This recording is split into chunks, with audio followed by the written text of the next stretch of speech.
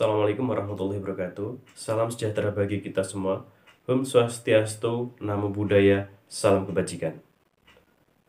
Bagaimana kabar para siswa? Semoga tetap sehat dan tetap semangat. Karena kita masih dalam masa pandemi, kita wajib melakukan protokol COVID dari pemerintah. Selalu mencuci tangan dan tetap menggunakan masker jika keluar rumah. Baiklah para siswa, kali ini kita akan belajar tentang struktur eksplanasi. Apa saja struktur teks eksplanasi? Mari kita simak penjelasan berikut ini. Kali ini kita akan belajar tentang struktur eksplanasi. Apa saja struktur teks eksplanasi? Struktur teks eksplanasi yang pertama yaitu pernyataan umum. Yang kedua, deretan penjelas. Yang ketiga, interpretasi. Interpretasi ini bersifat opsional, artinya pilihan. Boleh ada, boleh tidak. Untuk pernyataan umum, ini berisi penjelasan umum tentang fenomena yang akan dibahas. Bisa berupa pengenalan fenomena, yakni definisi, klasifikasi, sejarah, asal-usul, atau yang lainnya. Kemudian, penjelasan umum yang dituliskan dalam teks ini berupa gambaran secara umum tentang apa, mengapa, dan bagaimana proses peristiwa alam tersebut bisa terjadi. Saya garis bawahi untuk yang terakhir, bagaimana proses peristiwa alam atau sosial tersebut bisa terjadi.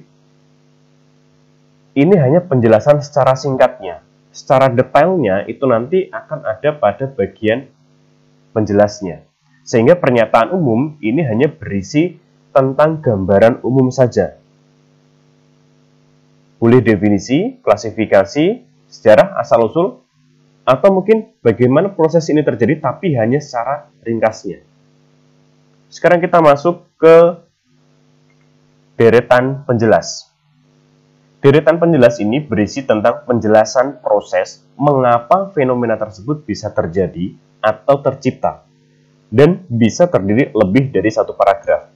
Mengapa ini bisa lebih dari satu paragraf? Bergantung dari penjelasannya. Jika penjelasannya memang dibutuhkan banyak, lebih rinci, berarti lebih dari satu paragraf. Tetapi terkadang ada juga yang hanya satu paragraf.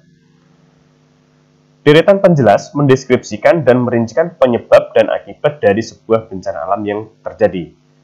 Bisa bencana alam, kemudian bisa fenomena sosial atau yang lainnya. Jadi pada deret penjelas ini disebutkan penyebab dan juga akibatnya. Sehingga pada deret penjelas ini memang benar-benar dijelaskan secara rinci. Ada sebabnya, kemudian ada akibatnya. Dan berikutnya, interpretasi bersifat opsional. Ingat, opsional berarti ini adalah pilihan. Boleh ada, boleh tidak. Interpretasi ini berisi tanggapan atau kesimpulan dari pernyataan umum dan deret penjelas. Jadi berisi kesimpulannya dan juga tanggapan. Tanggapan terhadap apa yang sudah dituliskan pada pernyataan umum dan juga deret penjelas. Contoh bacaan yang berjudul Tsunami. Ini adalah paragraf yang pertama. Tsunami adalah istilah yang berasal dari Jepang. Terdiri atas dua kata, su dan name, yang berarti pelabuhan dan gelombang. Para ilmuwan mengartikannya sebagai gelombang pasang atau gelombang laut akibat gempa. Tsunami adalah gelombang laut besar yang datang dengan cepat dan tiba-tiba menerjang kawasan pantai. Gelombang tersebut terbentuk akibat aktivitas gempa atau gunung berapi yang meletus di bawah laut. Besarnya gelombang tsunami menyebabkan banjir dan kerusakan ketika menghantam daratan pantai. Paragraf yang kedua.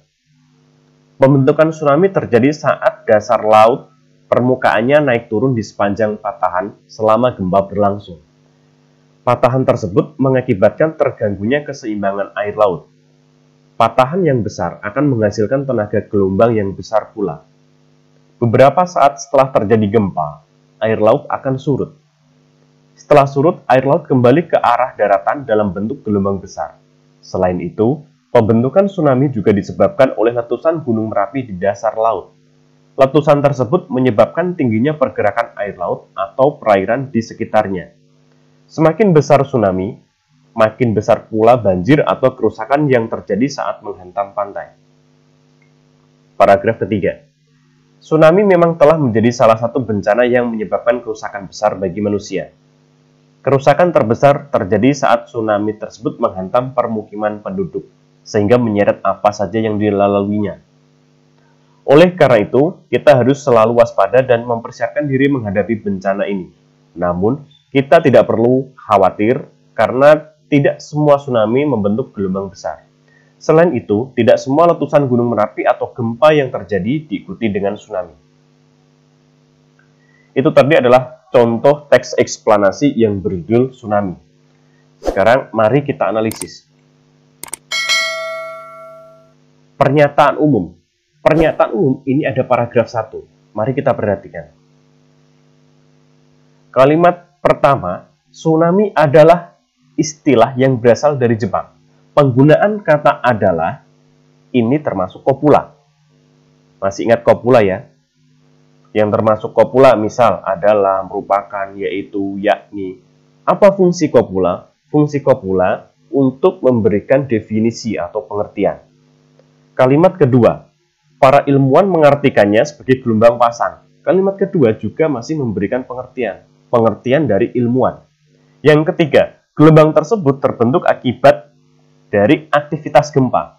Di kalimat ketiga ini menjelaskan bagaimana terjadinya, tetapi penjelasan ini masih secara singkat. Yang keempat, besarnya gelombang tsunami menyebabkan banjir dan kerusakan ketika menghantam daratan pantai. Kalimat keempat ini memberikan gambaran umum bagaimana atau apa yang terjadi jika tsunami ini menghantam daratan pantai. Yang kedua, deret penjelas. Ini terletak pada paragraf kedua. Kalimat pertama sampai kalimat ke-8 ini menjelaskan bagaimana proses terjadinya tsunami. Dari kalimat pertama, pembentukan tsunami terjadi saat dasar permukaannya naik turun di sepanjang patahan selama gempa berlangsung. Hingga kalimat ke-8. Ini proses terjadinya tsunami. Jadi mulai terbentuknya tsunami yang bisa dari gempa bawah laut atau mungkin dari gunung Merapi bawah laut yang meletus hingga nanti menghantam ke daratan. Yang ketiga, interpretasi. Interpretasi, ingat interpretasi ini bersifat opsional ya. Boleh ada, boleh tidak. Maksudnya apa? Terkadang ada teks yang ada interpretasinya. Tapi ada juga teks yang tidak ada interpretasinya. Jadi hanya pernyataan umum dan deretan penjelas. Untuk interpretasi pada teks berjudul tsunami, ini ada pada paragraf yang ketiga. Kenapa ini masuk ke interpretasi? Silahkan perhatikan kalimat pertama. Tsunami memang telah menjadi salah satu bencana yang menyebabkan kerusakan besar bagi manusia. Kerusakan terbesar terjadi saat tsunami tersebut menghantam permukiman penduduk sehingga menyeret apa saja yang dilaluinya. Sebenarnya ini sudah dibahas pada pernyataan umum dan juga deret penjelas. Tetapi ingat, interpretasi ini bersifat apa? Simpulan. Lihat kalimat ketiga. Oleh sebab itu, nah, ini salah satu ciri untuk kalimat simpulan. Kita harus selalu waspada. Ini maksudnya apa? Tanggapan. Tanggapan terhadap tsunami. Terhadap bagaimana jika tsunami itu terjadi. Nah, jadi untuk yang interpretasi, seperti yang sudah saya jelaskan tadi, berisi tentang tanggapan dan juga simpulan. Tetapi bersifat opsional. Boleh ada, boleh tidak. Nah, ini tadi adalah analisis dari teks eksplanasi yang berjudul tsunami. Baiklah para siswa, demikian penjelasan saya terhadap struktur teks eksplanasi. Struktur teks eksplanasi tadi ada 3 ya, yaitu pernyataan umum, deret penjelas, dan juga interpretasi. Ingat, interpretasi bersifat opsional, boleh ada, boleh tidak. Semoga siswa bisa memahami penjelasan saya tadi.